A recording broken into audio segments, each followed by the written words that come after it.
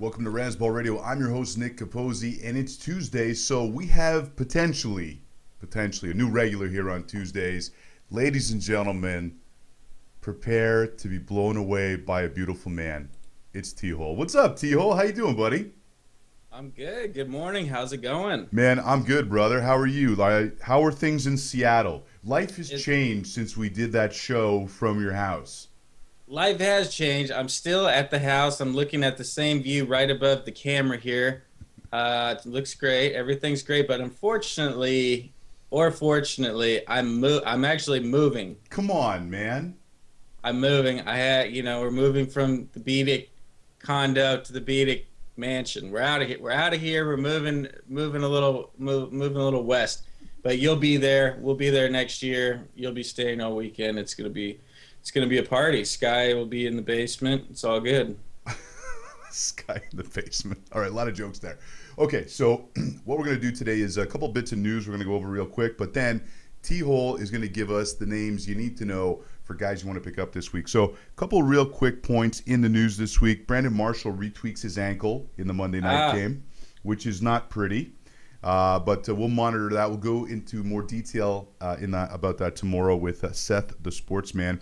Mike McCarthy says Eddie Lacy needs to play better. Tehol, that seems to fit under the, no shoot Sherlock. Yeah, it's just gross. The thing that's throwing me off about that is that everyone in the preseason, everyone's saying how great he looks, how in the zone this guy is. He's just killing it. It was all a facade. I mean, this guy is a top 5, top 6 pick. He's going way before Lynch. He's going before Bernard. He's going before all these guys. Why? I don't know. He looks terrible. I don't know what the deal is. Yeah, I don't know what's happening there. Hopefully he's covering up an injury or something because skill-wise, there better be something better there because that's ugly, man. Mike Pettin, the Cleveland Browns head coach, non-committal about what role Ben Tate is going to play when he returns. And how can he be? Because Crowell and West have been killing it, and Tate's always hurt. So I could see a scenario there where Tate is a third down back, but or that could be a three-headed running monster that just plows through the AFC North. Yeah, which is exactly what fantasy owners do not want is when you get in these situations. We'll have a similar situation in Baltimore we'll be talking about later. But, yeah, I don't know what they're going to do. I am a huge Crowell fan. I've been a fan since college, and when he went undrafted, that was a great pickup by them. He's probably more talented than Terrence West, their second rounder, but they got to get them both in there. They both look pretty good.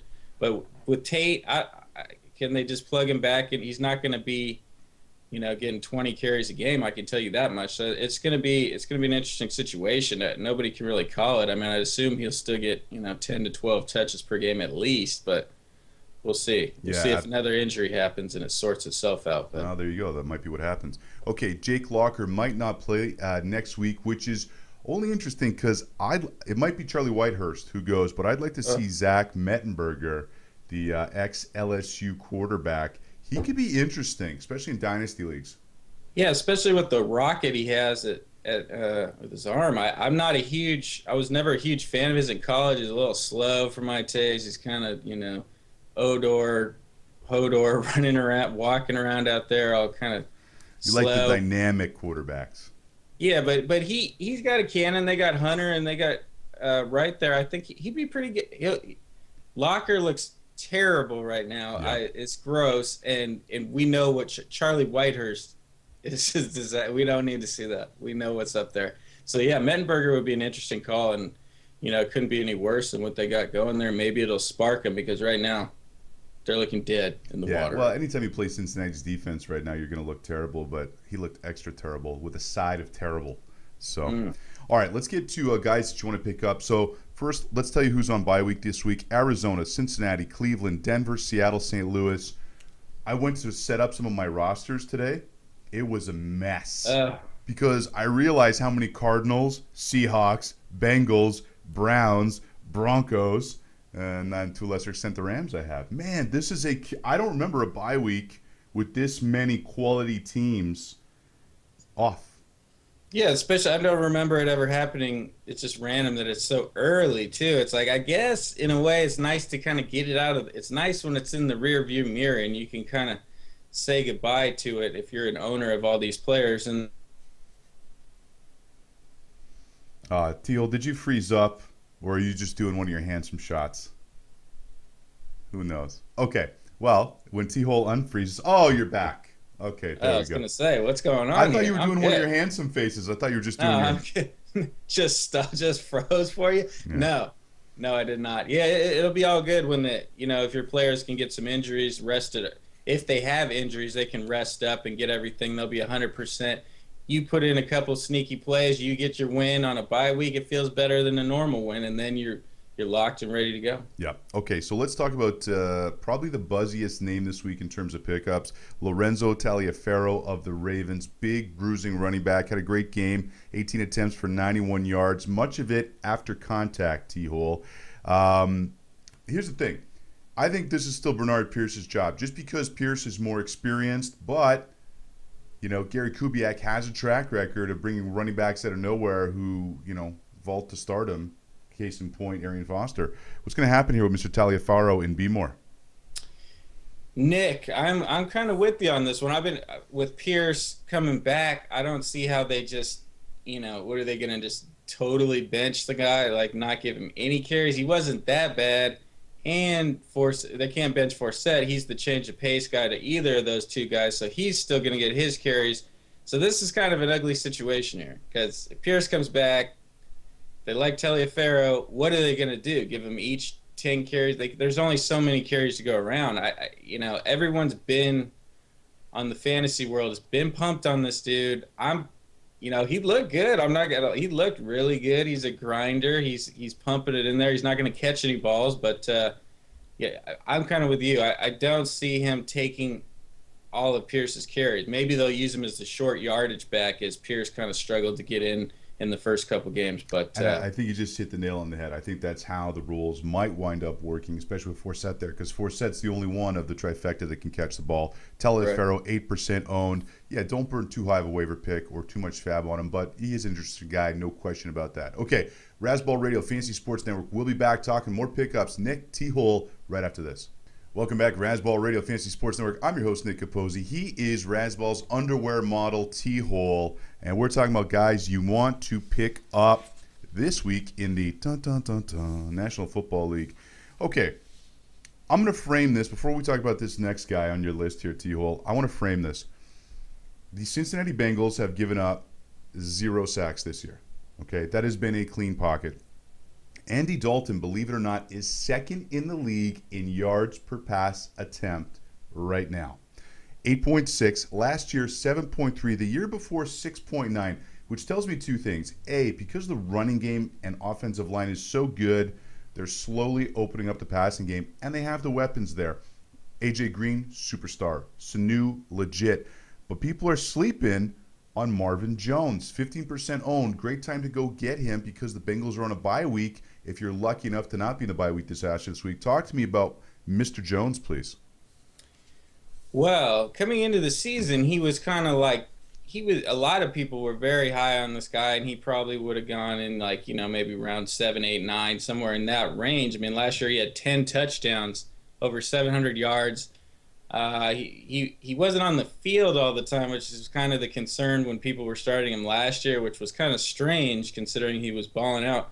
I am a huge fan of his. He's very talented. He surpassed Sanu on the depth chart there, and then the talent. He's shown to be a much more talented receiver over the past couple of years, and I like Sanu. But Jones came in the 2 role. The only thing I'm concerned about is with Hugh Jackson at O coordinator. The run game is just working so beautifully right now.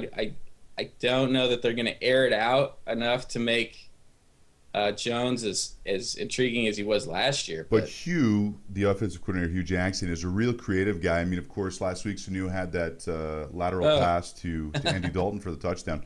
So how did he not get killed, by the way? But you know what? This reminds me a little bit of kind of what the Eagles did last year. I mean, obviously not as fast.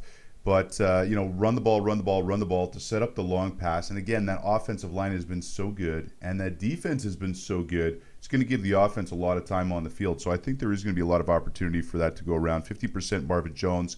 Go get him. Let's talk about Jacksonville. And there's actually a few guys from Jacksonville on this list, which in one way is surprising because they've looked so bad. However, I'm going to argue that Chad Henne has been a big reason that offense has had so much trouble. The offensive line has not looked good, but the reality of the situation is it's been more about Chad Henne holding on to the ball too long. If you go back and watch the tape, a lot of those sacks are Henne's fault. So Blake Bortles now 6% owned, moves into the starting quarterback slot. He was a little aggressive when he first came in, trying to prove himself. Tried to put the ball in a couple of tight spots, but definitely looked. He's one of those guys that fills out the uniform correctly, if you will. Mobile guy too. Is he going to be relevant this year in 2 quarterback leagues, superflex leagues, or maybe 12-team leagues? 2 QB leagues, superflex leagues, no doubt. I think he's got some relevancy there. With as far as the 12-team standard or PP, it's not.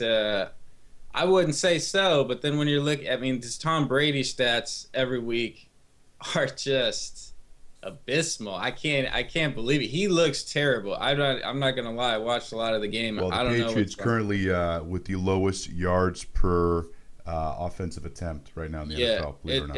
It's all bad there. But let's talk Bortles. You know, he's got the cannon, he's got the wheels. He ran for 30 yards. He's going to run it a little bit here and there. He's just much more a dynamic player than Chad Henne is or ever will be. I didn't like Jacksonville ever sticking with Henne. It would have been cooler if they brought even like a Michael Vick like a year ago or somebody, you know, sign somebody else. We know Chad Henne is terrible. He's a game manager who can't manage the game. I mean, the guy's not worthy of starting in the NFL. It was a joke.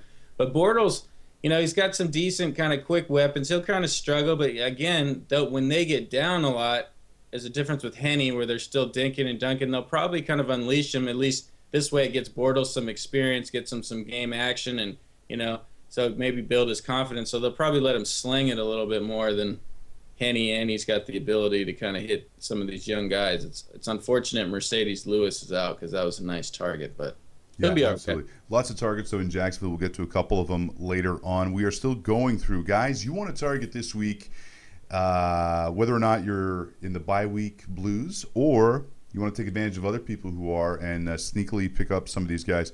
Now, Miles Austin is on your list here, 11% own. I'm going to tell you right off the bat, you're going to have to convince me on that because I'd much rather have Andrew Hawkins, 41% owned. This guy is tied for 5th in the league with 32 targets. That's as much as Pierre Garçon.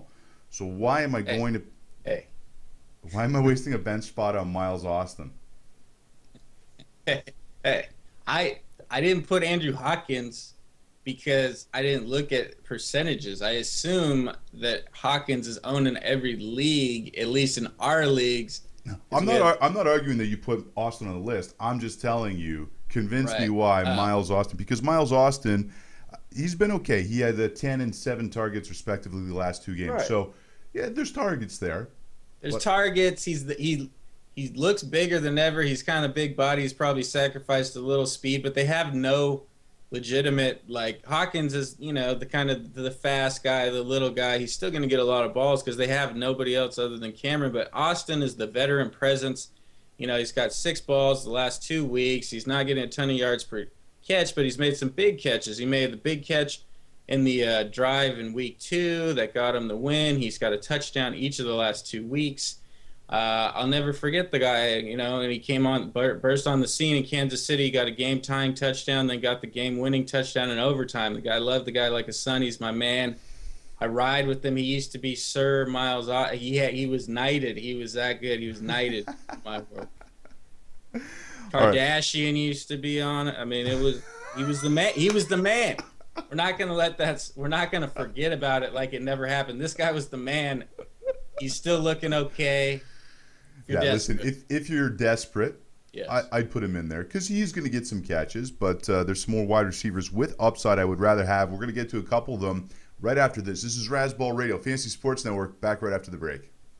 Welcome back, Razzball Radio, Fantasy Sports Network. Nick Capozzi with Tehol Tuesday. We are talking guys you are targeting on the waiver wire this week. Now, we mentioned earlier Jacksonville Jaguars surprisingly have a few players on this list. Denard Robinson, 0% owned. Dynamic player, ex-quarterback for the Wolverines. Why are we picking him up, Mr. Tehol? Why? I mean, we know it's 2 words. Toby Gerhart is the worst running back. 2 words, 4 syllables, done dramatically by today's performer, Mr. Tehol. He's the worst running back in the NFL. The offensive line looks terrible, but the fact is, at least Denard has got a little bit of shimmy to his game. He's not quite. Because they can get him into space. Yeah, and he obviously, I mean, Gerhart supposedly is a decent pass catcher, but Denard Robinson obviously is the guy you want to get the ball in those little swing passes, a little dump offs, stuff like that, where Bortles will probably love having a guy like that, where he's going to get you some more yards. The coaches have been talking about getting this guy a lot more touches, but, I'm tired of the talk. He got a little bit last week. He only had 1 less touch than Gerhart. But we're ready to see this guy kind of get some action. I've been a little hesitant to believe he's going to be a quality NFL player since he got, the position change from Michigan.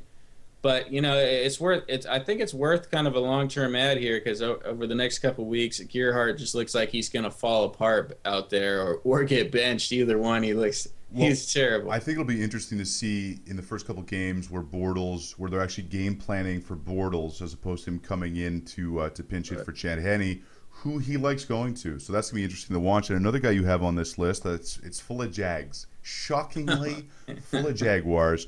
2% owned. Jags fan. Allen Robinson, 12 receptions, 154 yards on the season.